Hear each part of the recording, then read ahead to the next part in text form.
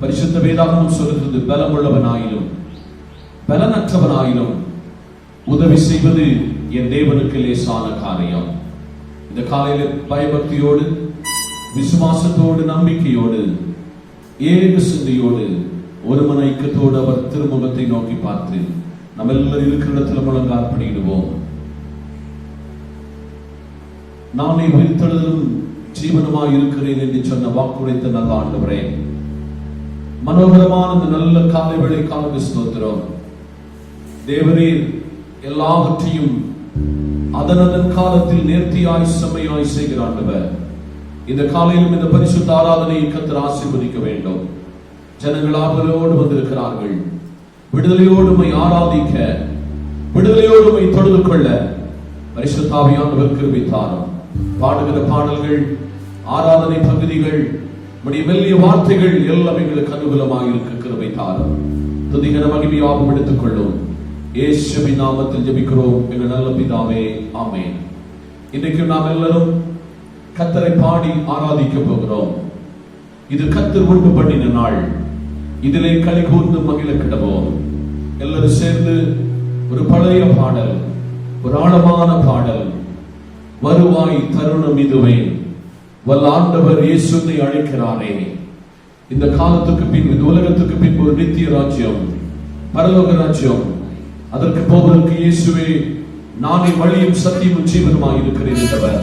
இந்த பாடலை பாடி கர்த்தர் நாமத்தை மகிமைப்படுத்துவோமா? எல்லாரும் கரங்களை தட்டி பாடுவோமா?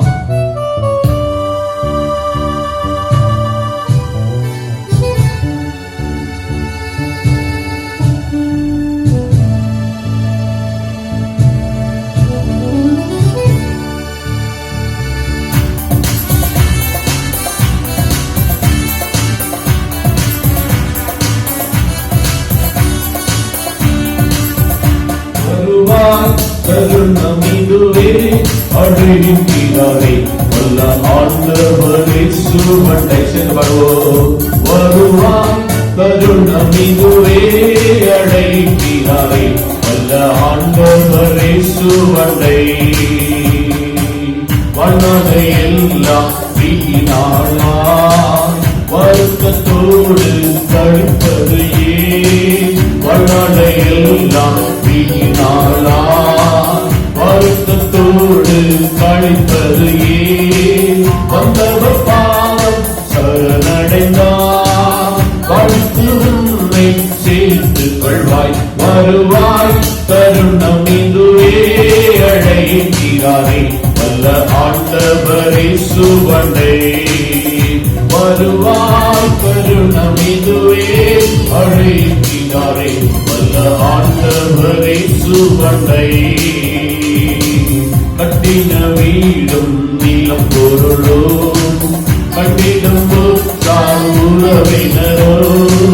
கட்டின வீடும் நீளம் பொருளும், கட்டிடம் போற்றார் உறவினரோ. குழுவிட்டு ஆவி போனார், குழவனோடு வருவதில்லை. வருவாய் தருணம் இதுவே, அழைக்கிறாரே வல்ல ஆண்டவர் இயேசுவை. வருவாய் தருணம் இதுவே, அழைக்கிறாரே வல்ல ஆண்டவர் இயேசுவை. தீராத பாவ வியாதியையும் மாறாத உந்தன் பலவீனமோ. தீராத பாவ வியாதியையும் மாறாத உந்தன் பலவீனமும் குருசி சுமந்துரித்தார், காயங்களால் நீ குணமடைவாய். வருவாய் தருணம் இதுவே, அழைக்கிறாரே வல்ல ஆண்டவர் இயேசுவை. கரகவேதி வருவாய் தருணம் இதுவே, அழைக்கிறாரே வல்ல ஆண்டவர் இயேசுவை. அழுக்கு மாயை நிலத்தினாலே, அதை நம்பாதே மயக்கிடுமே. அழகு மாயை நிலத்தினாலே, அதை நம்பாதே மயக்கிடுமே. மரணம் ஒரு நாள் சந்திக்குமே, மறவாதே ஒன்னாண்டவரை. வருவான் தருணம் இதுவே, அழைக்கிறாரே வல்ல ஆண்டவர் இயேசுவை. வருவான் தருணம் இதுவே, அழைக்கிறாரே வல்ல ஆண்டவர் இயேசுவை. நாம் எல்லாரும் எழுந்திருந்து அவர் பாதத்தை நோக்கி ஸ்தோத்திரம் பண்ணுவோம். ஹல்லேலூயா. நல்லவரே நாங்கள் உம்மை துதிக்கிறோம், வல்லவரே நாங்கள் உம்மை துதிக்கிறோம், பரிசுத்தரே நாங்கள் உம்மை துதிக்கிறோம். எங்களை சிருஷ்டித்தவரே உம்மை நாங்கள் துதிக்கிறோம்.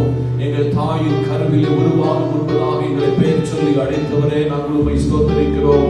நாங்கள் நிற்பதும் நிர்மூலமாகாத உம்முடைய கிருபையை பாடி சொல்லி எல்லாரும் ஸ்தோத்திரம் பண்ணுவோம்.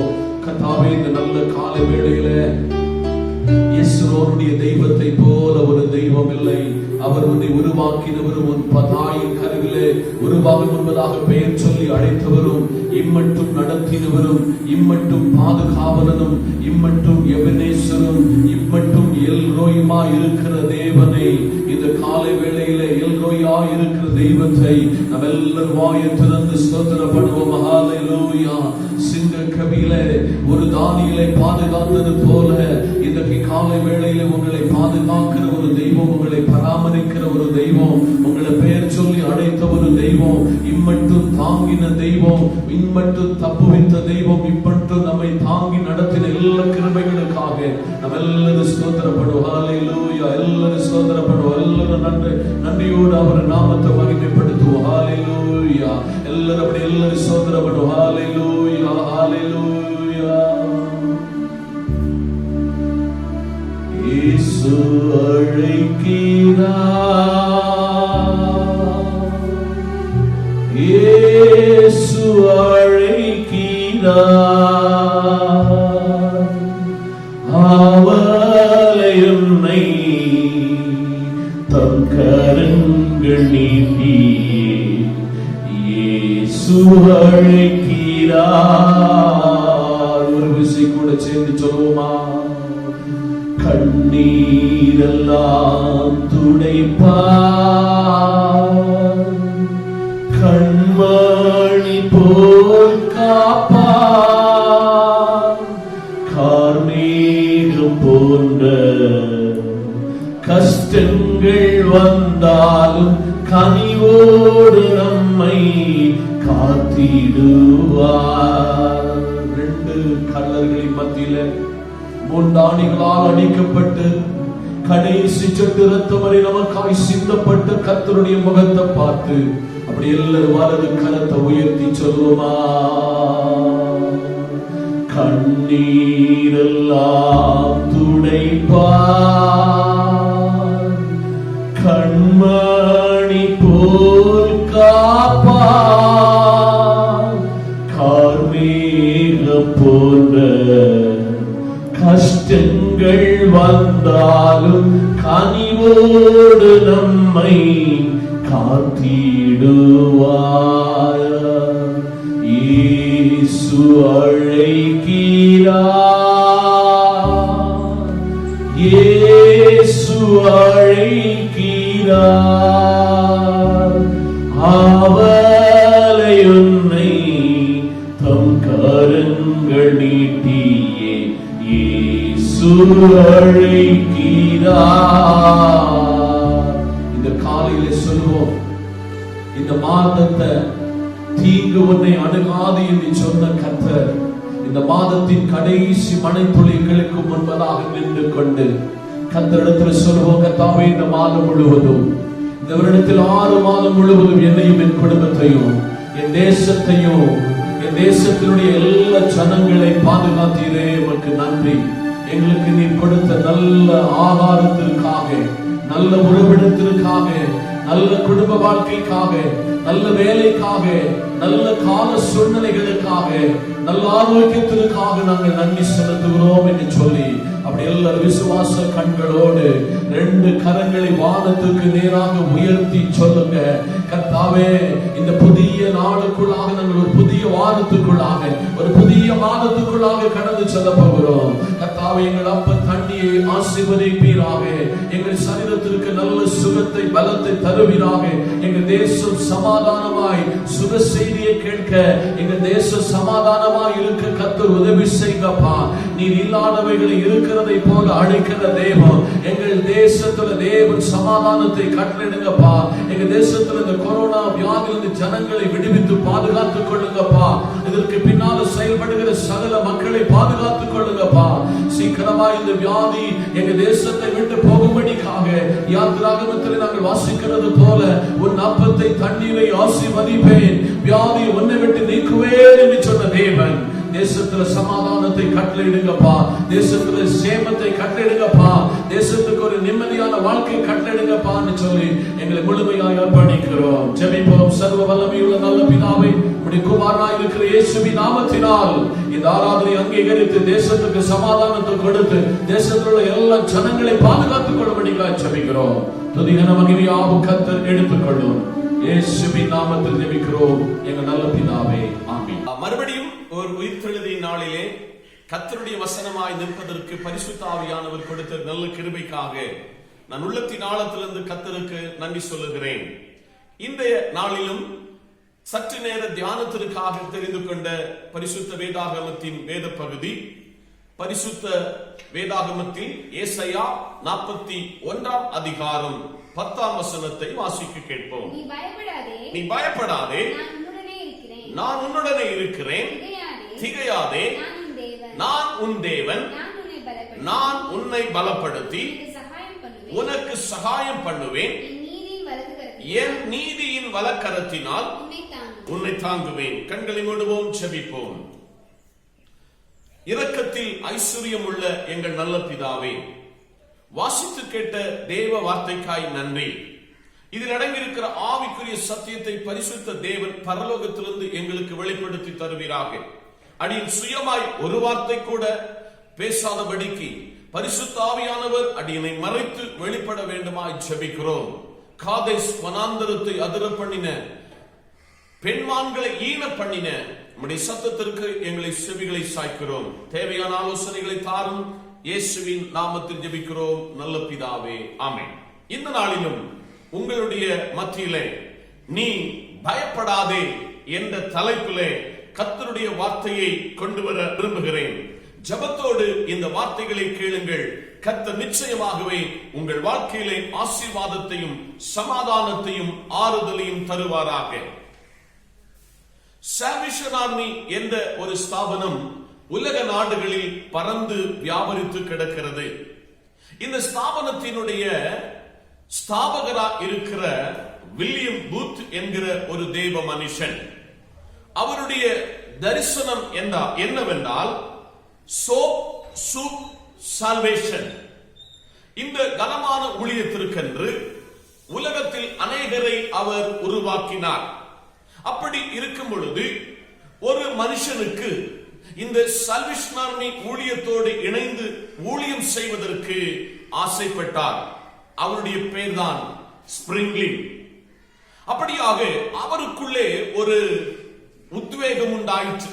நானும் கர்த்தருடைய ஊழியத்தை செய்ய வேண்டும், நானும் கர்த்தருக்கென்று ஏதாகிலும் சாதிக்க வேண்டும் என்று பிரிங்க்லின் அவர்கள் தேவ சமூகத்திலே காத்திருந்த பொழுது தேவனாகி கர்த்தர் சொன்னார், நீ வில்லியம் பூத்தினிடத்திலே செல், அங்கே அவரிடத்திலே இந்த ஊழியத்தோடு இணைந்து வேலை செய்ய வேண்டும் என்று கேள் என்று இந்த அருமையான ஸ்பிரிங்க்லின் தேவ சமூகத்திலே இந்த வில்லியம் பூத் அவர்களை பார்க்க சென்றார். அப்பொழுது அப்பாயின்மெண்ட் கிடைத்தது. அவர் அந்த இடத்துல சென்று, எனக்கும் உங்களோடு இணைந்து ஊழியம் செய்ய வேண்டும், எனக்கு ஒரு ஊழியத்தினுடைய அழைப்பு இருக்கிறது என்று இந்த பிரிங்க்லின் அவர்கள் சொன்னார்கள். பிரியமான தேவ பிள்ளைகளே, இந்த பிரிங்க்லின் அவர்கள் கேட்ட பொழுது இந்த வில்லியம் பூத் சொன்னது, அதாவது உயரமுள்ள நல்ல வாட்டச்சாட்டமுள்ள ஊழியர்களை தான் நாம் எடுப்பது என்று சொல்லி அவரை நீங்கள் இந்த ஊழியத்திற்கு தகுதி இல்லாதவர் என்று சொல்லி பிரிங்க்லினை தன்னுடைய வீட்டுக்கு போக சொன்னார்.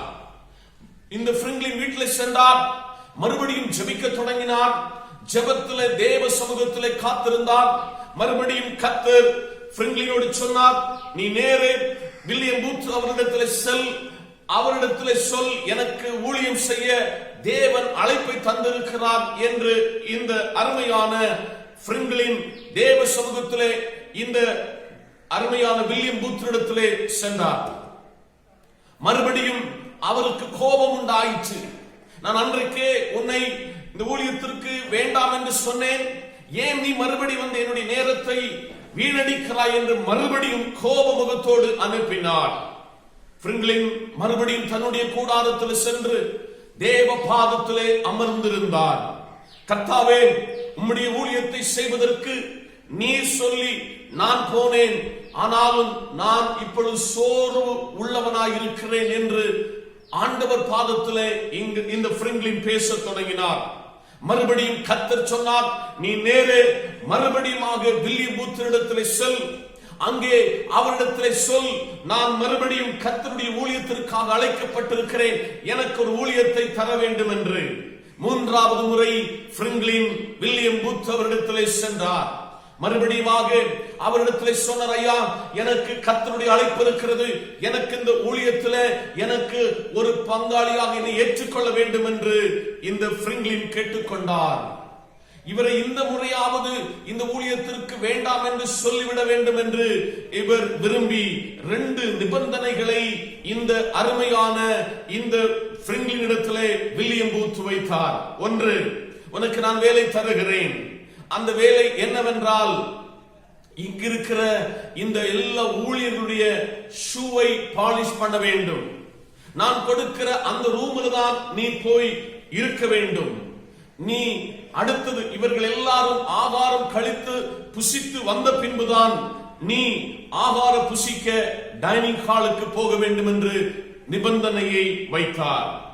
எல்லாவற்றுக்கும் பிராங்க்ளின் சொன்ன பதில் என்னவென்றால், எஸ் சார், செய்கிறேன் சார் என்று இந்த பிராங்க்ளின் தேவ சமூகத்திலே வில்லியம் பூத்தோடு ஒரு உடன்படிக்கையை செய்தார்.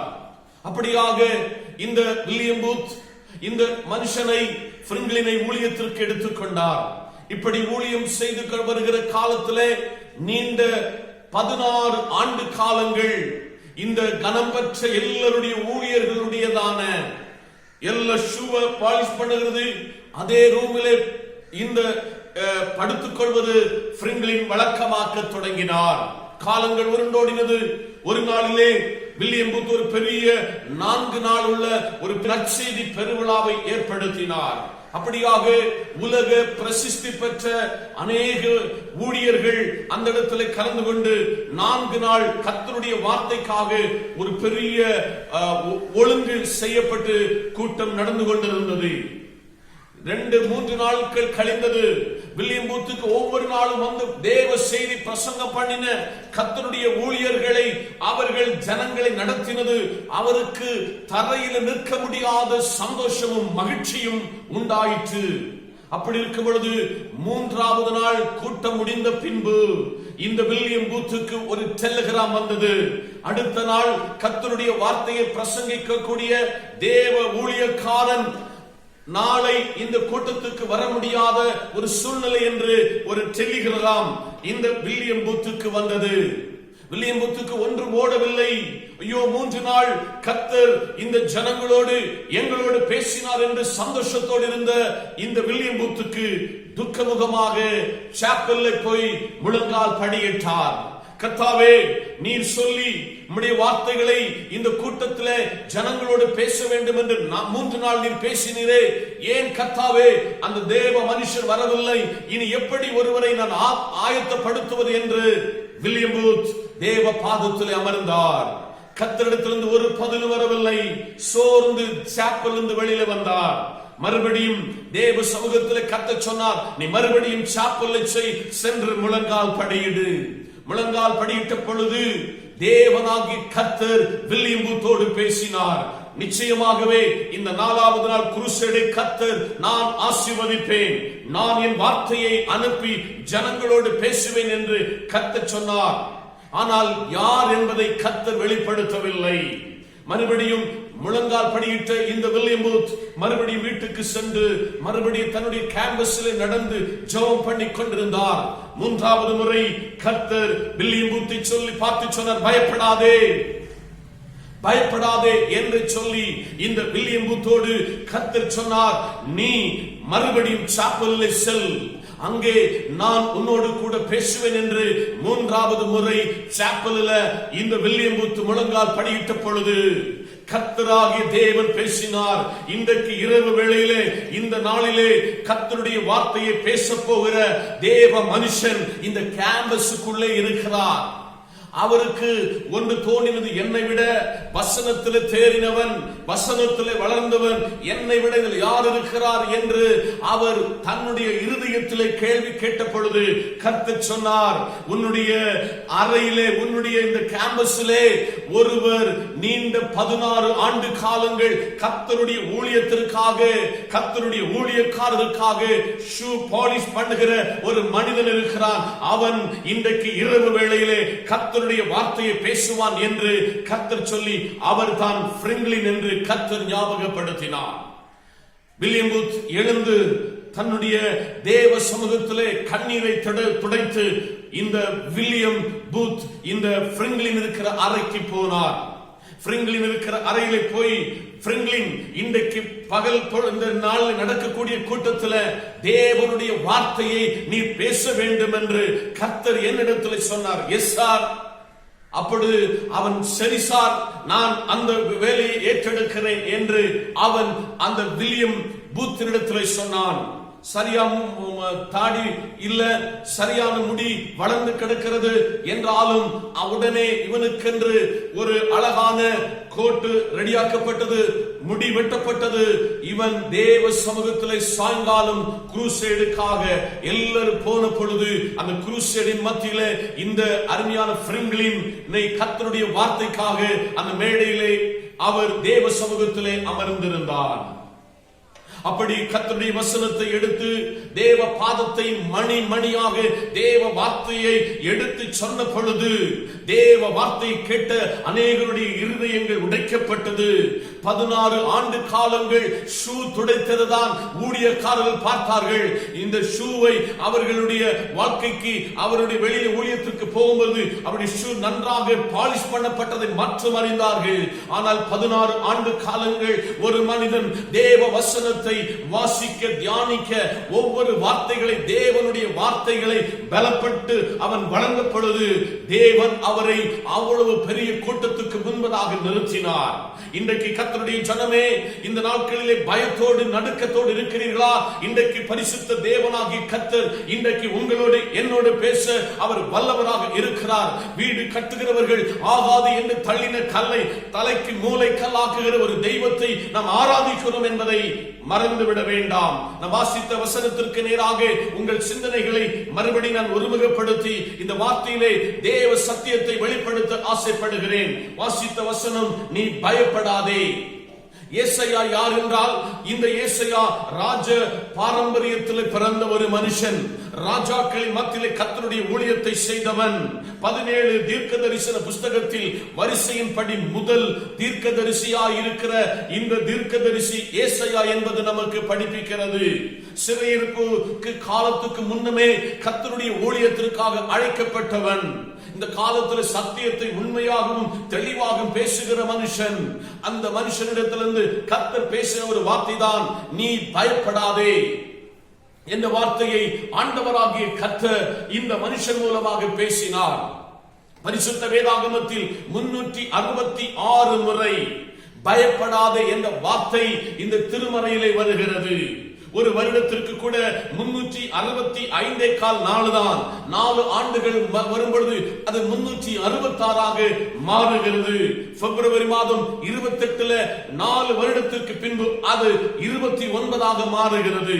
அதனால் இன்றைக்கு பல சூழ்நிலைகளிலே பலவை குறித்து இந்த லாக்டவுன் காலத்திலே இந்த கொரோனா என்கிற பயங்கரமான வியாதியினாலே ஜனங்கள் மரித்துக் கொண்டிருக்கும் பொழுது எனக்கு என்ன ஆகும் என்று சொல்லி பயத்தோடு இருக்கிற தேவ ஜனமே, இன்றைக்கு உங்களை பலப்படுத்தி உங்களை சகாயம் பண்ணுகிற ஒரு தெய்வத்தினிடத்திலே நீங்கள் முழுமையாக அர்ப்பணிப்பீர்கள் என்றால் கர்த்தர் உங்களை வாளாக்காமல், கர்த்தர் உங்களை கீழாக்காமல் அவர் மேலாக்குவார் என்று இன்றைக்கு காலையிலே நான் உங்களுக்கு சொல்ல ஆசைப்படுகிறேன். அதற்கு ஆதாரமாக எடுத்தவர்கள் வாசிக்கலாமே.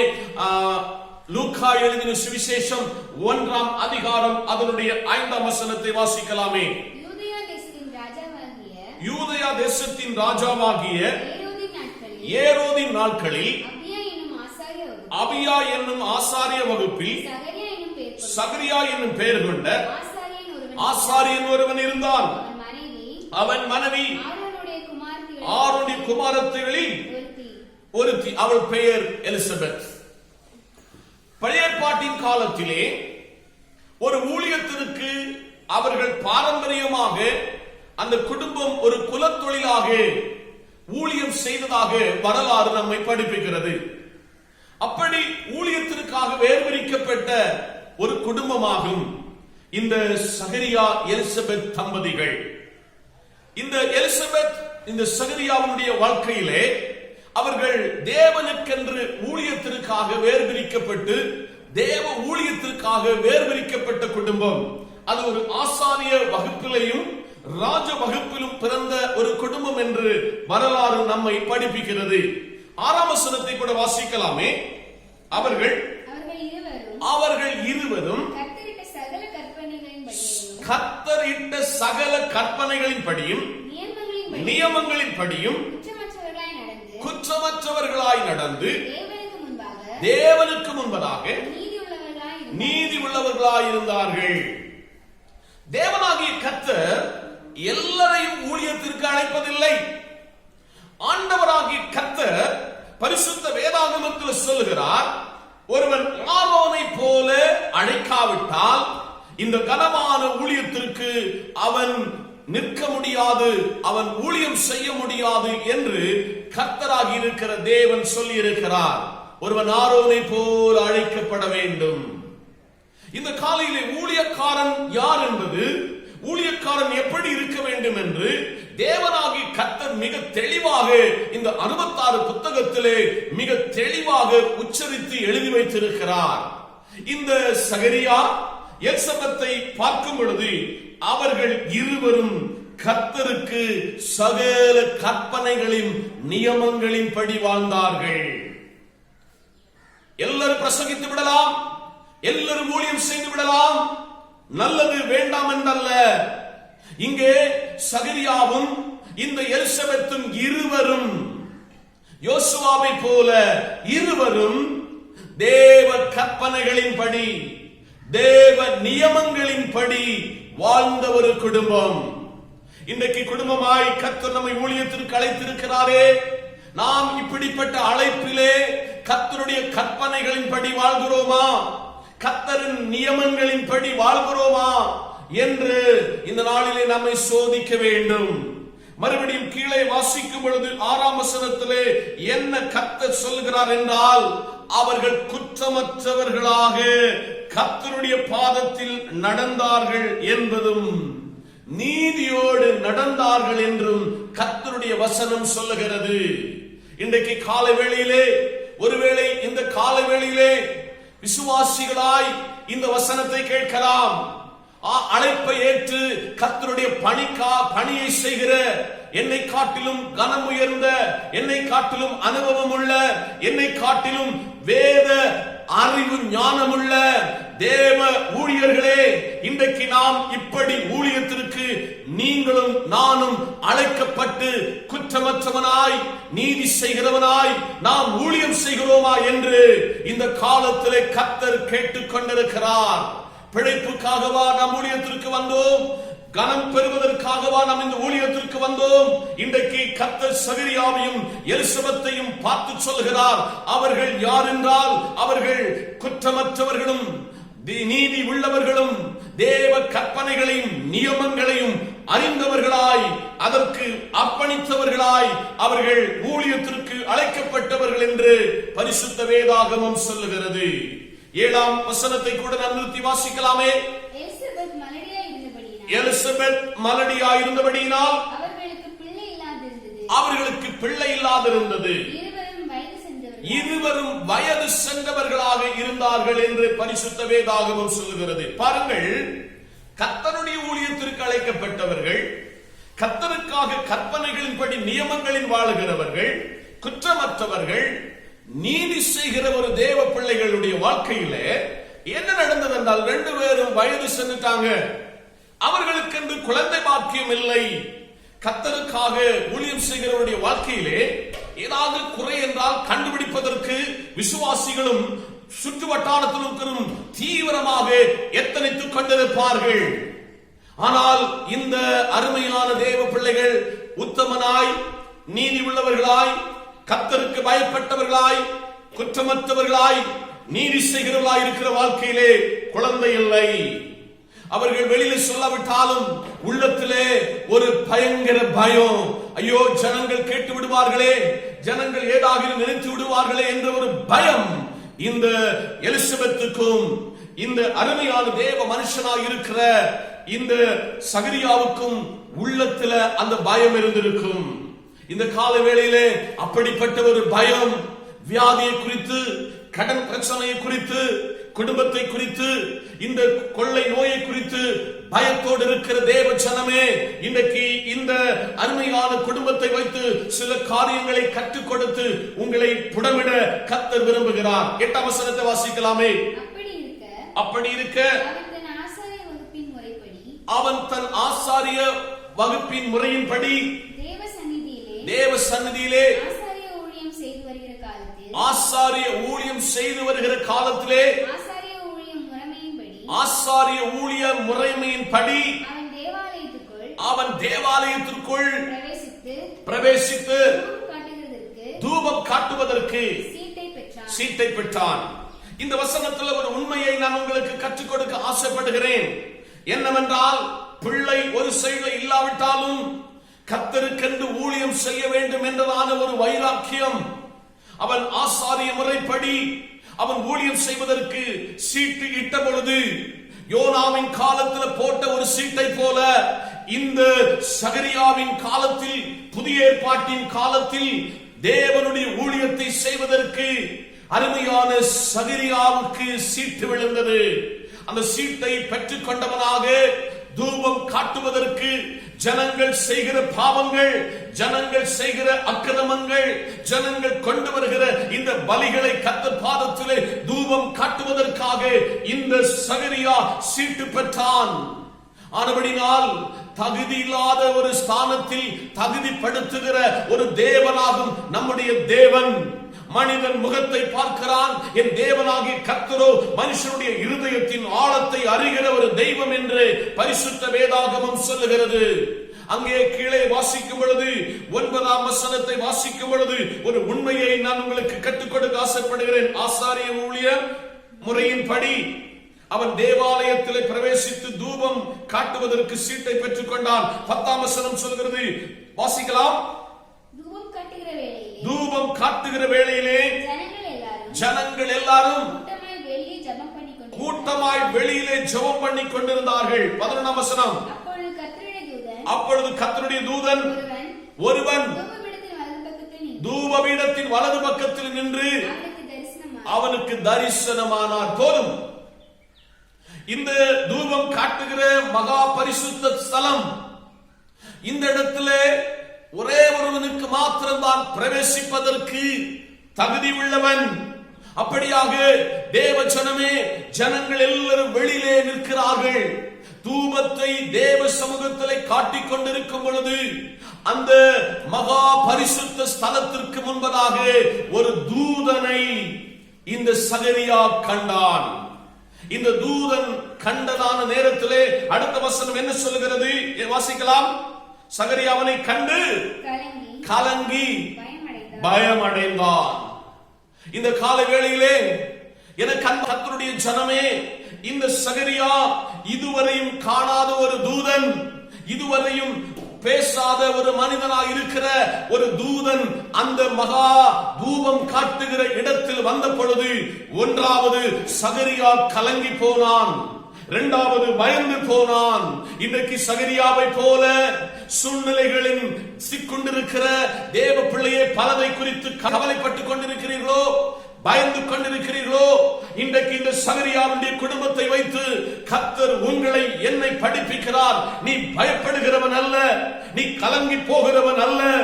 நான் உன்னை பலப்படுத்தி உனக்கு சகாயம் பண்ணுவேன். என் நீதியின் வலக்கரத்தினால் உன்னை தாங்குவேன். நான் அன்றைக்கு ஆபிரகாமோடு கூட இருந்தது போல, ஈசாக்கோடு இருந்தது போல இந்த நாளிலே நான் உன்னோடு கூட இருப்பேன். நான் எலியாவின் தேவனும், நான் எலிசாவின் தேவனும், நான் சாத்ராக்கு மேசக்கு அபேத்நேகோவுடைய தெய்வமும், நான் தானியேலின் தெய்வமாக இருக்கிறேன் என்று கர்த்தர் உரைக்கிறார். சபையே, இந்த காலையிலே கலங்கிக் கொண்டிருக்கிறாயோ? வாழ்க்கையிலே பயத்தோடு இருக்கிறாயோ? பயத்தை நீக்குகிற ஒரு தூதன் இன்றைக்கு உன்னுடைய வீட்டுக்கு வர அவர் சித்தமுள்ளவராயிருக்கிறார். அவர் வல்லமையுள்ளவராயிருக்கிறார். அவர் நீதி உள்ள நியாயாதிபதியாய் செங்கோலை உடையவராயிருக்கிறார். அவரிடத்தில் திரும்பி வா என்று கர்த்தர் நம்மை பார்த்து கேட்கிறார். கீழே வாசிக்கலாமே அடுத்த வசனம். தூதன் அவர்களை நோக்கி, தூதன் அவனை நோக்கி, சகரியாவே, நீ பயப்படாதே. இந்த காலையிலே எனக்கு அன்பான தேவ ஜனமே, இன்றைக்கு காலையிலே சகரியாவோடு சொன்ன அந்த தேவன், அந்த தூதன் இன்றைக்கு உங்களை பார்த்து சொல்கிறார், நீ பயப்படாதே. எதை குறித்து பயப்படாதே. இன்றைக்கு காலையிலே தேவனாகி கர்த்தர் 366 முறை இந்த பரிசுத்த வேதாகமத்தில் சகரியாவோடு சொன்னது போல நீ பயப்படாதே, நீ பயப்படாதே என்று கர்த்தர் சொல்லுகிறார். பிள்ளைகளுடைய விவாகத்தை குறித்து கவலைப்பட்டுக் கொண்டிருக்கிறாயோ? ஒருவேளை வாழ்க்கையிலே பிள்ளைகளுடைய வாழ்க்கை எப்படியாக மாறும், ஒரு வேலை கிடைக்குமா என்று கவலைப்பட்டுக் கொண்டிருக்கிறாயோ? இன்றைக்கு காலை வேளையிலே ஒரு வீடு இதுவரை இல்லை, எனக்கு ஒரு வீடு இல்லையே என்று கவலைப்பட்டுக் கொண்டிருக்கிறாயே? சரீரத்திலே எப்பக்கத்திலும் சரீரத்திலே வியாதிகள் என்று சொல்லி கவலைப்பட்டுக் கொண்டிருக்கிறாயோ? இன்றைக்கு காலையிலே என்னுடைய பிள்ளைகள் என்னை கவனிப்பதில்லை, என்னுடைய பெற்றோர்கள் என்னை நேசிப்பதில்லை, எனக்கு மற்றவர்கள் அங்கீகரிக்கப்படவில்லை என்று நீ கவலைப்பட்டுக் கொண்டிருக்கிறாயோ?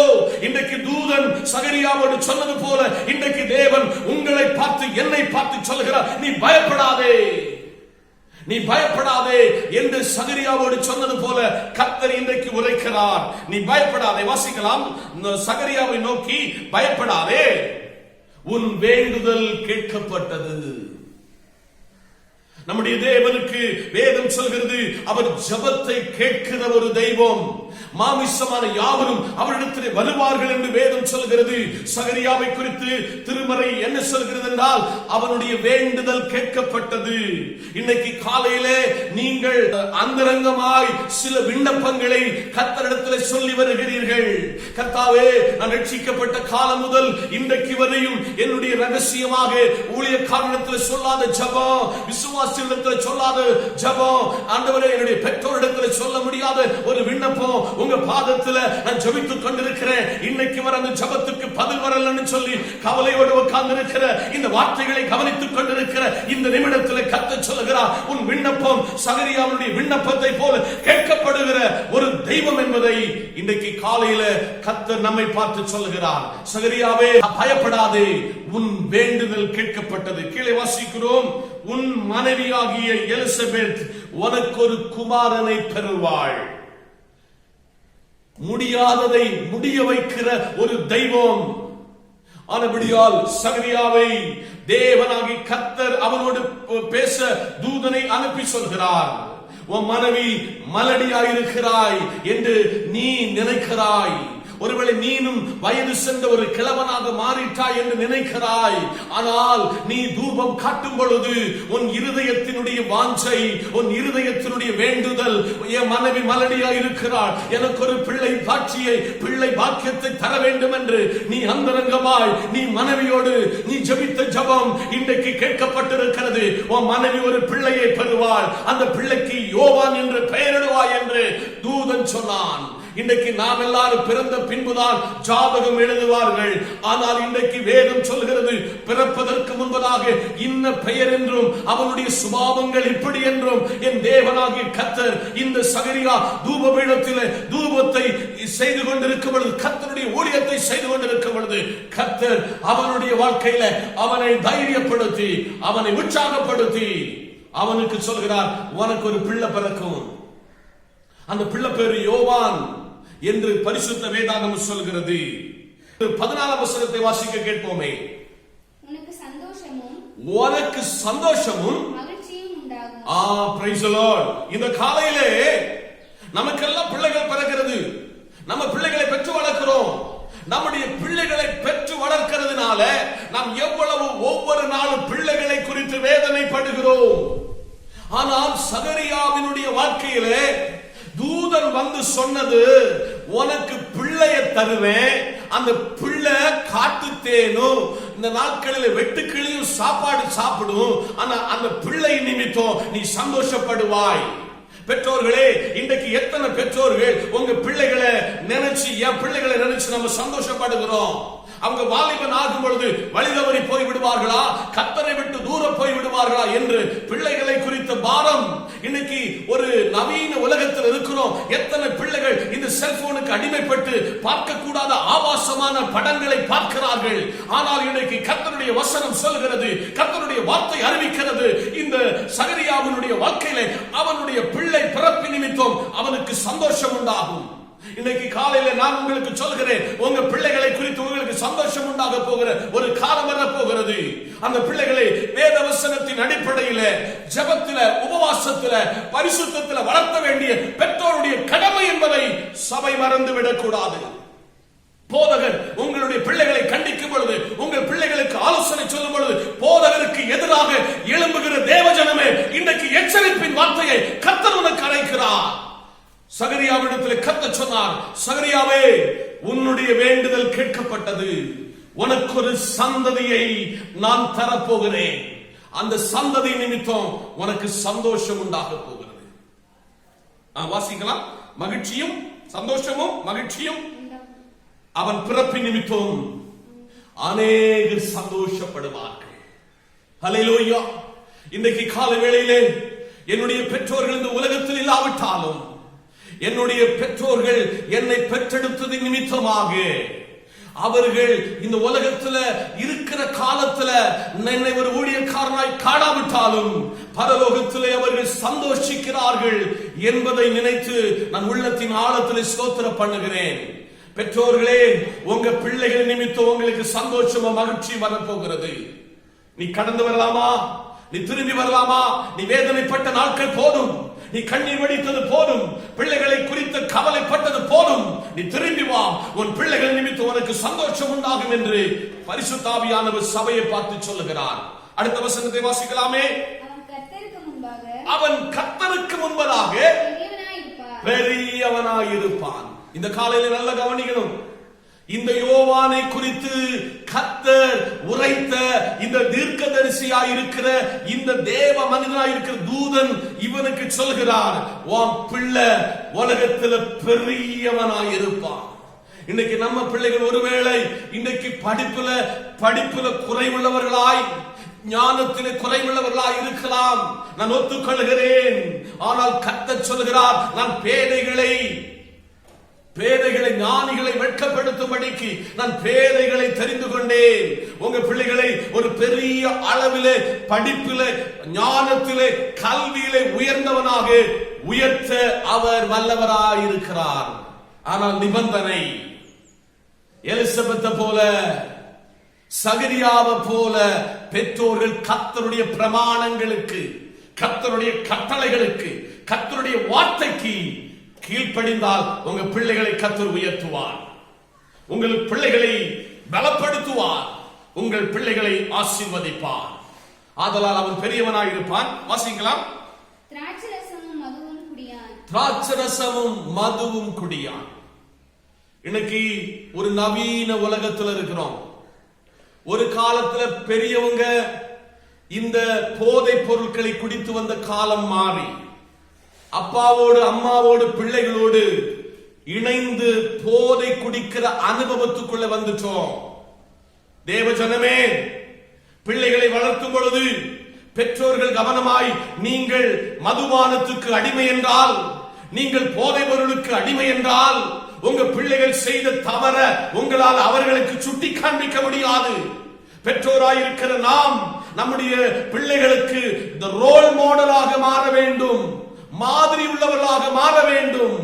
கர்த்தர் இந்த எலிசபெத்தினிட சொல்லாரு, நீ ஒரு காலத்துல உனக்கு பிள்ளை இல்லாம இருந்த ஒரு சகரியாவினுடைய வாழ்க்கையில நான் இப்போ உனக்கு ஒரு கற்ப கன்னியை தரப்போகிறேன். அந்த கற்ப கன்னியை எப்படி வளர்க்க வேண்டும்? அவன் போதை பொருட்கள் மதுபானத்துக்கு அடிமைப்பட்டு விடாதபடிக்கு, மதுபானத்தை தொடாதபடிக்கு அவனை பாதுகாக்க வேண்டிய பொறுப்பு உன்னுடையது என்பதை கர்த்தர் காட்டிக் கொடுக்கிறார்.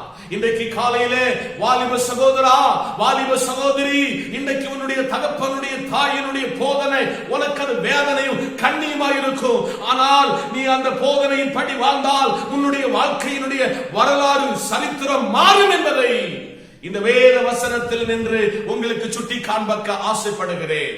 கீழே வாசிக்கலாம். தன் தாயின் வயிற்றில் இருக்கும் பொழுது பரிசுத்த ஆவியினால் நிரப்பப்பட்டிருப்பான். ஆமென்.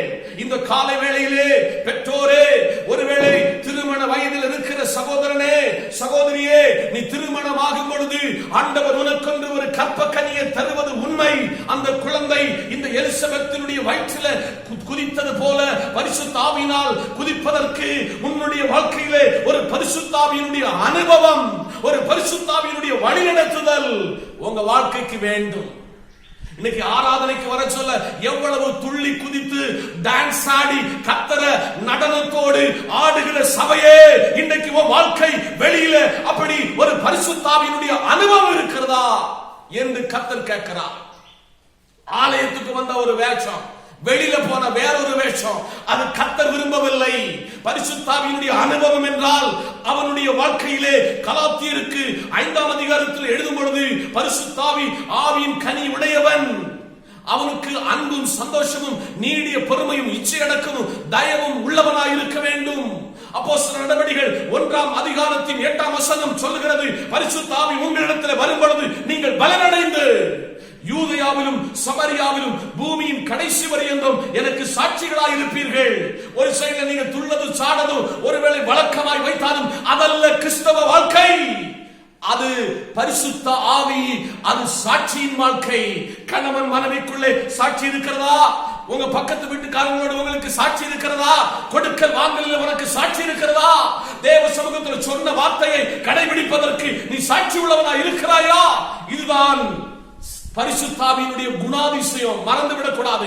நாட்டை ஏமாற்றி, ஜனத்தை ஏமாற்றி வேஷம் போட்டு கொண்டிருக்கிற ஜனமே, நீ திரும்பி வா. இது கர்த்தருடைய எச்சரிப்பினால் இந்த காலை வேளையிலே இந்த வார்த்தையை எலிசபெத்தினுடைய வயிற்றில கிடந்த பிள்ளை குதிக்கும் என்று, அது பரிசுத்த ஆவியில் குதிக்கும் என்று வேதம் நம்மை எச்சரித்திருக்கிறது. கீழே வாசிக்கலாம். அவன் கர்த்தருக்கு முன்பதாக இஸ்ரவேல் சந்ததியாரை கர்த்தரிடத்தில் ஆதாயப்படுத்துவான். அல்லேலூயா. உங்க பிள்ளைகள் அநேகரை கர்த்தருக்கு முன்பதாக கொண்டு வரு என்று கர்த்தருடைய ஆவியானவர் சொல்லுகிறார். நான் பேசுறதை ரொம்ப நீட்டி கொண்டு போக ஆசைப்படல. இந்த வார்த்தை எல்லாம் சொன்ன பின்பு தூதன் கிட்ட இவன் கேட்கான், இது உண்மைதானா, இது நடக்குமா என்று அவன் கேட்ட பொழுது கர்த்தர் அவனுக்கு ஒரு பனிஷ்மெண்ட் கொடுத்துட்டாரு. அவ்வளவு நாள் சரளமா பேசினவன் வாயை அடைச்சிட்டாரு. இந்த காலையில நான் உங்களுக்கு சொல்லுகிறேன், ஊழியக்காரனுக்கு விரோதமாக, சபைக்கு விரோதமாக நீ தேவ சமூகத்தில் பேசுவாய் என்றால் சகரியாவை போல கர்த்தர் உன்னை மாற்றுவார். மறந்து விடாத. இன்னைக்கு காலையில எங்க பேசினாலும் நீ தேவ சமூகத்தில் அபிஷேகம் பண்ணப்பட்டவனுக்கு விரோதமாய் பேசக்கூடாது. அபிஷேகம் பண்ணப்பட்டவன நீ சந்தேகப்படக்கூடாது. தேவனுடைய நீ உண்மை உள்ளவன் என்று தேவன் இந்த ஊழியத்திற்கு தேவ ஊழியர்களை அழைத்திருக்கிறார்கள். சபை மறந்து விடக்கூடாது. ஆதலால் இன்னைக்கு காலை வேளையில சபையை பார்த்து கர்த்தர் சொல்லுகிறாரு, இவ்வளவு காலம் பேசி இதெல்லாம் கேட்டுக்கொண்டிருந்த இந்த சகரியாவின் வாழ்க்கையில சந்தேகம் வந்துட்டு, அப்பொழுது தேவன் ஒண்ணுமே சொல்லல. தூதன், இவனுக்கு இது இந்த என்னைக்கு இது நிறைவேற போகுதோ அவ்வளவு நாளும் இவன் பேசக்கூடாது. அவன் வாயை அடைச்சாரு. எந்த தூபபீடத்திலிருந்து கர்த்தருடைய தூதன் பேசி வெளியில வந்த பொழுது ஜனங்கள், ஐயோ இவ்வளவு நேரம் ஆயிடுச்சு, சகரியாவை காணுமே என்று அவர்கள் ஆவலோடு இருந்த பொழுது சகரியா கைக்கரணம் செய்ய தொடங்கிட்டார். இன்னைக்கு காலையில கர்த்தர் நமக்கு ஒரு நாவை தந்திருக்கிறாரு. தேவனுக்கு பிரியமானதை பேசணும். நமக்கு ஒரு விசுவாசத்தை தந்திருக்கிறாரு. அது கர்த்தருக்கு பிரியமான விசுவாச வாழ்க்கை வாழ வேண்டும் என்பத சபையே, விசுவாச குடும்பமே, உலகம் எங்கும் இந்த செய்தியை கேட்டுக்கொண்டிருக்கிற ஒவ்வொருவர் தேவ ஜனமே, நீ மறந்து போய்விடக் கூடாது. இவன் சந்தேகப்பட்டுட்டான், வாயை பேசாமலே ஆக்கிட்டான். நம்ம கீழே வாசிக்க சொல்ல, இந்த சகரியாவுடைய மனைவி கர்ப்பவதி ஆனாள்.